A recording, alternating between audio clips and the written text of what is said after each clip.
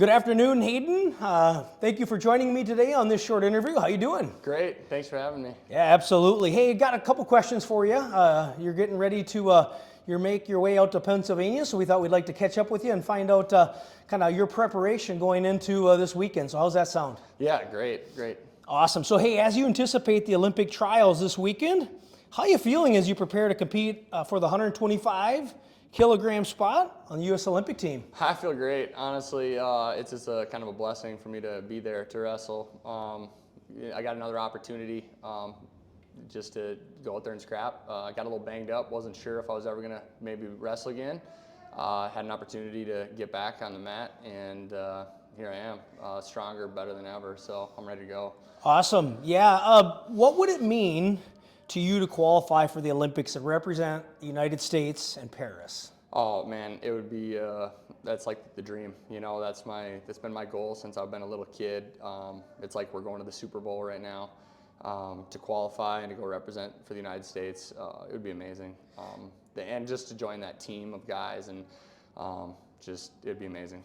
To etch your name into the historic record books of Olympians, man, that title would never leave you. Yep. Regardless how it goes, how special that would be. It would be amazing, yeah. So, I mean, just representing in 2022 in the World Championships, but that was amazing. And just to, get that feeling to go back and represent the United States that's the dream. And it's been my dream forever, so let's go. Let's talk about 2022. You had really, I would say, a significant achievement by winning Final X and representing our country at the Worlds. Share some insights competing against the best in the world and the level of competition that you've experienced to get to those international matches and then internationally. Yeah, no, it's definitely the process, and it's the process that you dream of wrestling. You get to the point where everybody you wrestle is a stud and they're a great wrestler, and they're there to win too.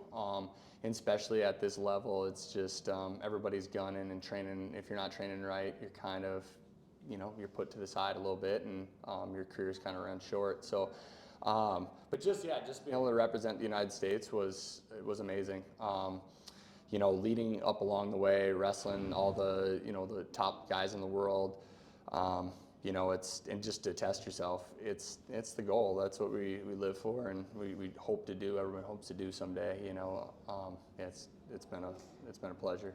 The first time you would have experienced some international competition, what did you notice in terms of the difference in their culture and maybe how they compete and their strategic approaches to matches? And how much does it change, or how different is it from maybe how we grow up and know wrestling? Definitely. Like the United States, we typically grind really hard and we wrestle super hard, where these guys are, they're kind of laid back and they slick you and you're kind of never safe. Like their parterre game and stuff is just a little different. We go hard on top and they might go really slow and then really fast, when you lighten up. So just that, it's a feel, so once you feel that, you can make those adjustments and stuff like that. But they're definitely, it's just an awkward, different mentality of wrestling where, we grew up just to grind.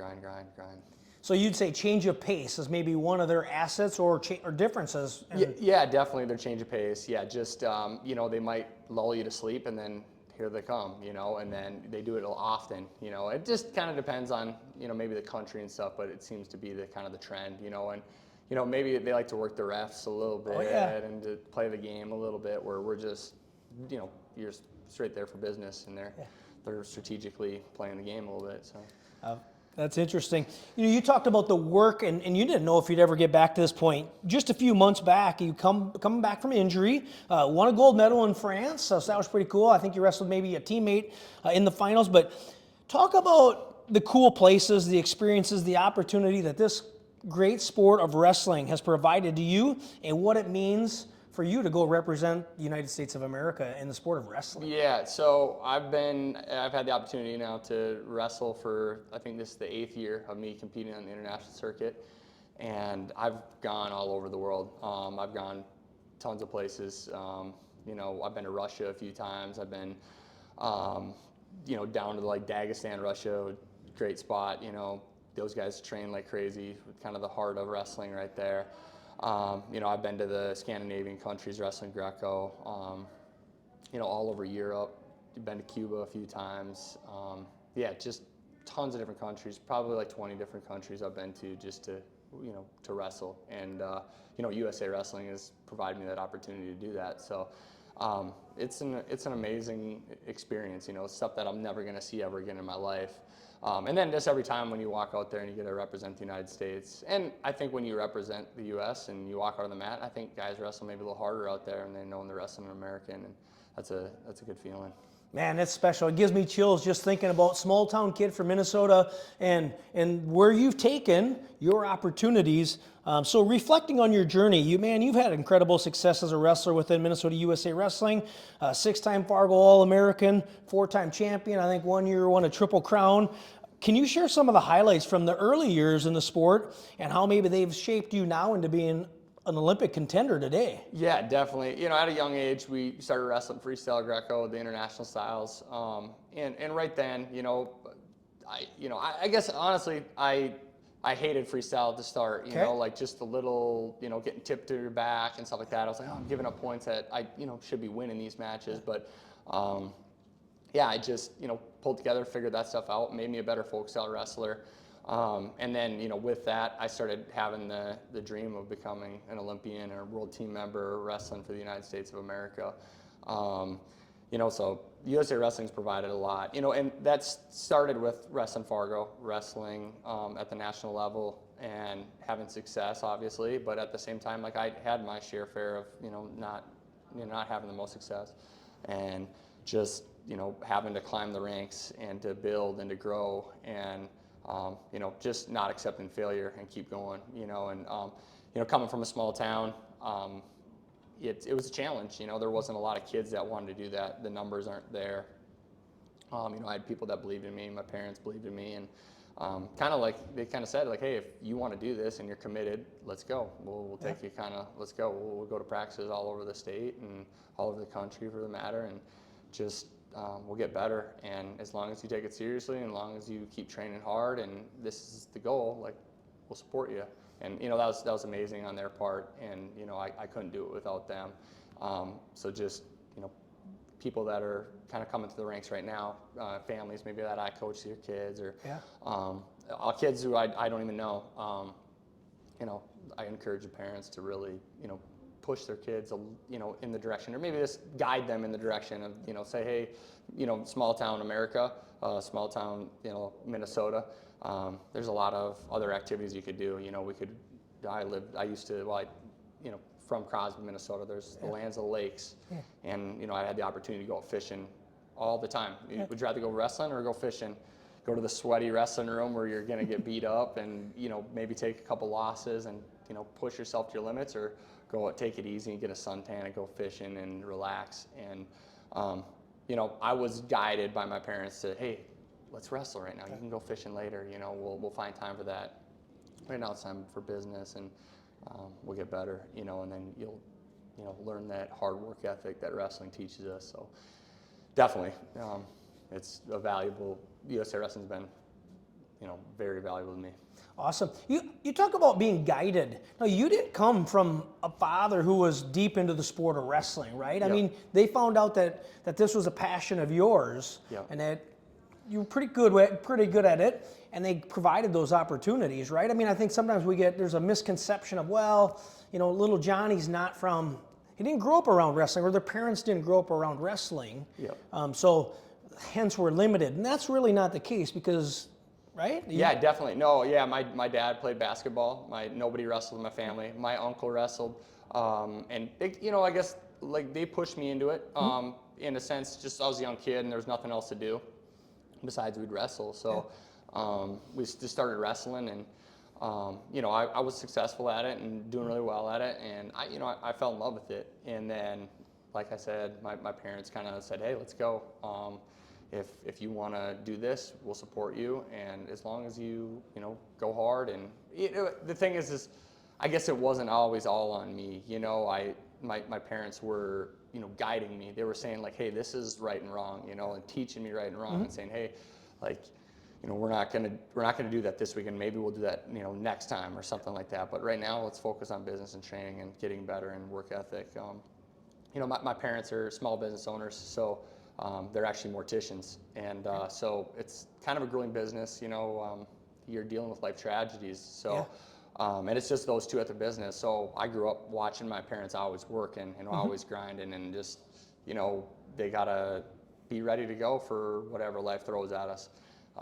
And they do a really good job at that. So I felt like I was really fortunate to just watch that, and translate wrestling with that, to that work ethic, and wrestling is that. So That's awesome. It makes me think about sometimes, as a parent, a wrestler, we want this linear progression. I continue to work hard. I should be seeing a linear results, and that's not the case, right? Right. So I think back to early on in the cadets. You had some really high accomplishments, doubling up Greco, freestyle. You talked about how maybe freestyle initially wasn't your cup of tea. And then as you went into the juniors, All-American to a couple years, super successful still.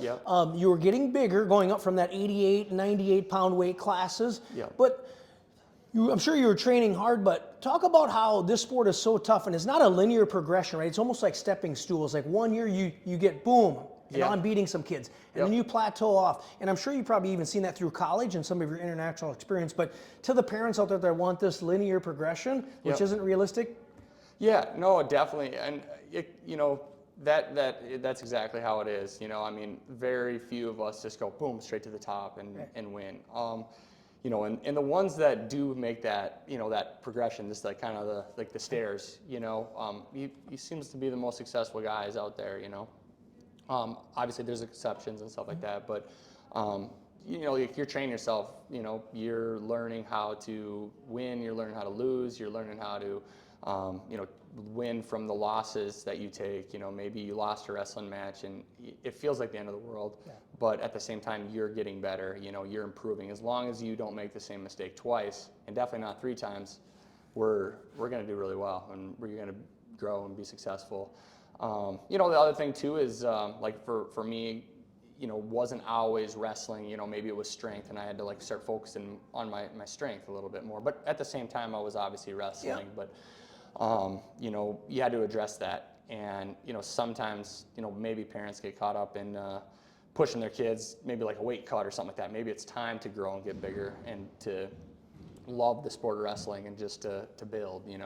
Obviously everybody's different, has a different scenario, but when I was growing, and I just took off like a weed, so it was really hard, for a little bit, but definitely just learning from my losses, and recognizing my weaknesses and just capitalize on them, keep getting better. Maybe in practices I'd get 1 takedown. So Manny Rivera, ex-Minnesota wrestler, he coached me at North Dakota State my whole time I was there. My freshman year, I never got a takedown on him. And I was like, oh my goodness, I couldn't get a takedown. But then I grew and got a little bigger, and then he didn't want nothing to do with me. but so that was just an example. But each time I stepped in the room to wrestle him, I was like, man, I got to figure something out. And I felt like I got a little bit better. Maybe I won't get scored on as much or something like that. Maybe by the end it was really tight. My defense got better, and he was maybe not shooting as much because he's a little bit older, but I was improving, getting better. So just kind of a little lesson that happened with me in college. I'd go in and I got my butt kicked, and by the end of the year I was delivering the butt kickings, and it's part of the process. So just got to trust it. Super. You're someone who's excelled in both freestyle and Greco-Roman wrestling.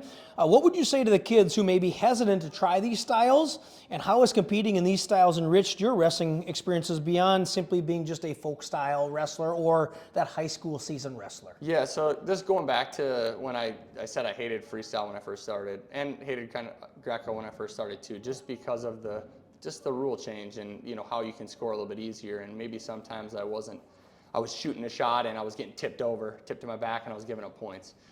So it taught me how to finish better. It taught me how to, improve position faster.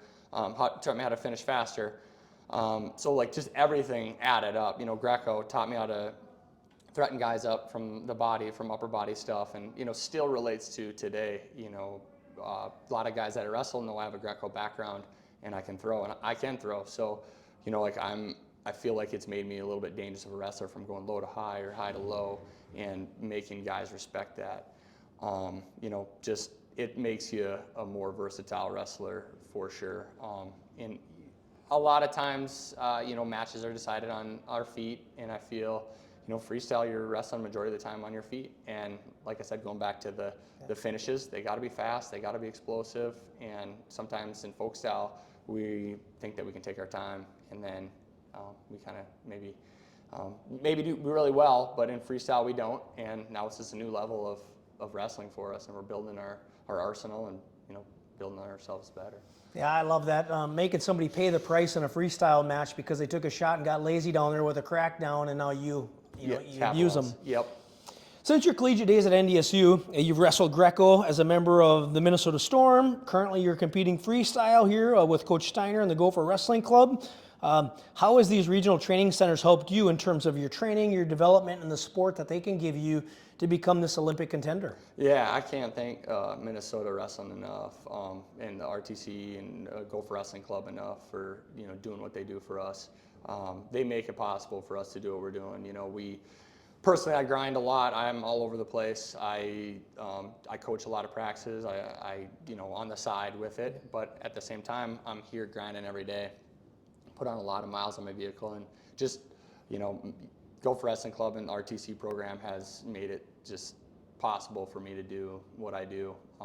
Financially on that level, also training partners, great coaches, bringing in guys like Troy, bringing in guys like Dustin, and just making it possible, and it's amazing. And when I started, it was Jared too, and Jared he's in hands down, everybody knows that. So I mean, just think about that. I mean, what it would have been like 20, 25, 30 years ago in the era you're in right now compared to what, I hear stories about, right? People like coordinating their own training partners, finding their own facilities, right? It was very essentially entrepreneurial probably a couple decades ago in order for an Olympian, unless you were maybe in Colorado Springs. Definitely.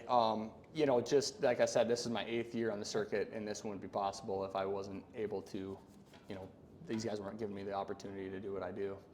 It's amazing. Off-season wrestling is often where champions are made. Talk a little bit about the importance of off-season training and competition and your development as a wrestler. So for me, that's definitely where I made my strides in the off season. Gave us time, and like I didn't really take too much time off. Maybe we wouldn't wrestle every single day, but it gave me time to develop skills and develop areas where I need to get better in. And also go around training with different partners and different people all around the state of Minnesota. And every time it was majority USA Wrestling events and training and stuff like that. So it's off-season wrestling is hands down gotta be the number one asset towards being a champion in the beginning of March at the state high school tournament. If you want to make those strides and make those gains, I really recommend training in the off season and getting those extra reps in. And sometimes it's just kind of a breath of fresh air. You're gonna have a little fun, and there's no pressure in wrestling out of season stuff, and you just have an opportunity. Like I said, you make the same mistake twice, and you get times to build off that where it doesn't mean nothing, and maybe guys aren't really watching or people aren't watching, and you get better.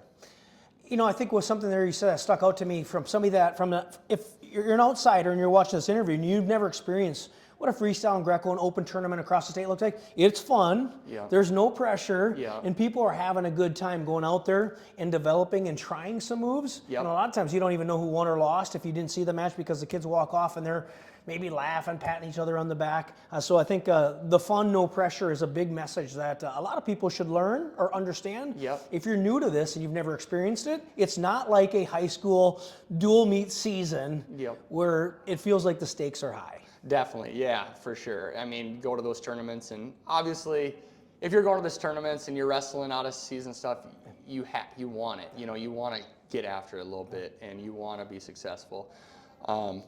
Like I said, there's no pressure, and then you get to go back and make those changes, and go and make adjustments. Maybe you're getting tipped over or something on a single leg or something, and you get to go make those adjustments on how to finish and perform better.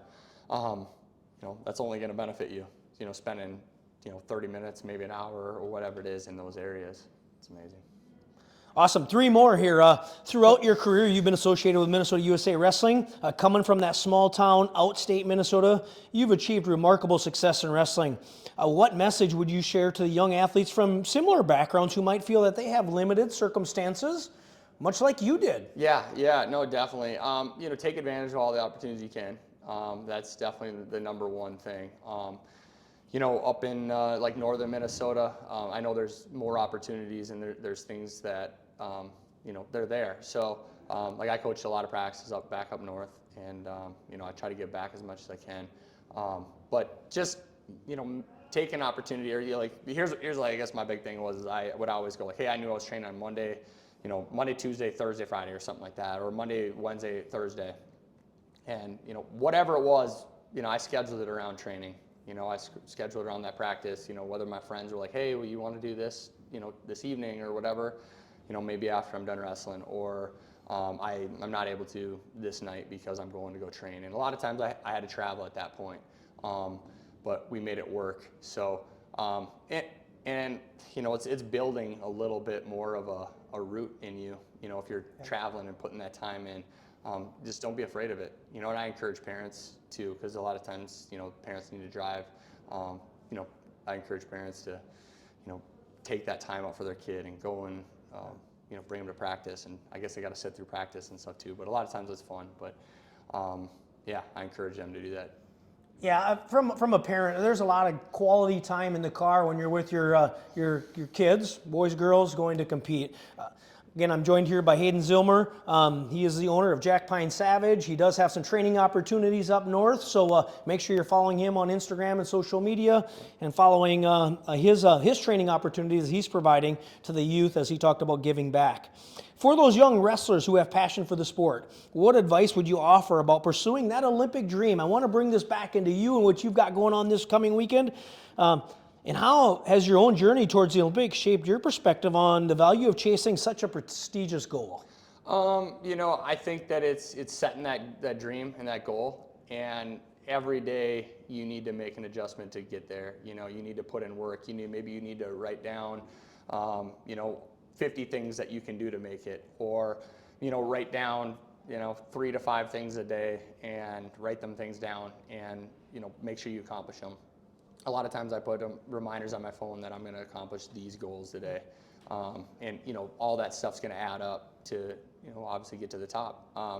The other thing is just, not, accepting failure, just having that, that power and that, mental capacity to just keep going. Even when times are tough, we talked about it a little bit where things weren't always easy. I went on national teams, off national teams, and back on national teams and then to make a world team.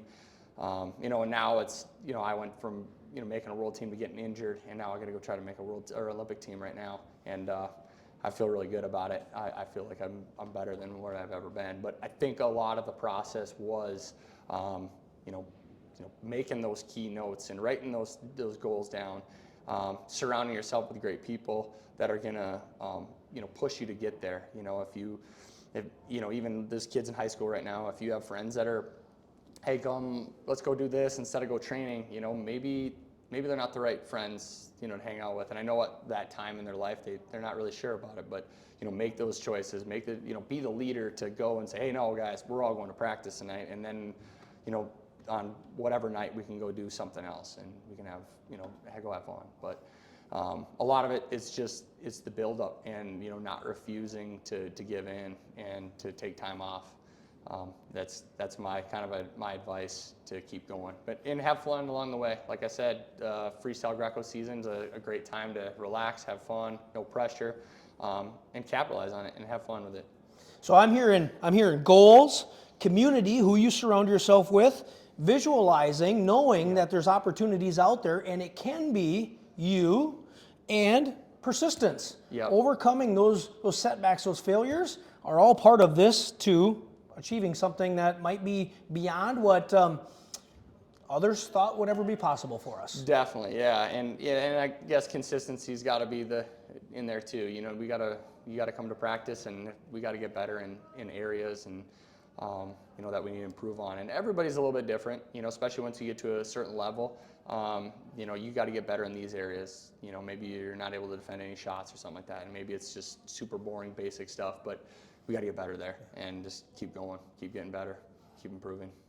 Awesome. Last question. Finally, as a prominent figure in wrestling community, what testimonial would you offer on why younger wrestlers should consider USA Wrestling events, whether that is locally in Forest Lake, Apple Valley, SMSU, Jackson, on, regionally like Northern Plains, or nationally? Definitely, you know, the big thing is the consistency part. You know, USA Wrestling offers, you know, tournaments every weekend. You know, maybe you're not wrestling every weekend, but, you know, hit those tournaments. When I was wrestling, we wrestled it was Friday, Saturday tournaments. It wasn't really combos at that time yet, but we'd go Friday Greco, Saturday freestyle. And, you know, we would go every weekend. But, you know, I encourage people to do that, you know, to get better in those areas. And, you know, then that's just going to lead on to, you know, what we really want in March, or our higher goals, or maybe it's Olympic goals, and USA Wrestling is going to be the path to get there. Yeah, and, you know, just the opportunities, like I said, it's endless, and USA Wrestling is there and is giving me the opportunity, and I get to sit here and talk about it a little bit to everybody and share about it. And everybody else who's out there right now is going through the circuit and getting there, so. Awesome. Thank you so much for your time, Hayden. Man, this has been an absolute pleasure for me, from all of us at Minnesota USA Wrestling.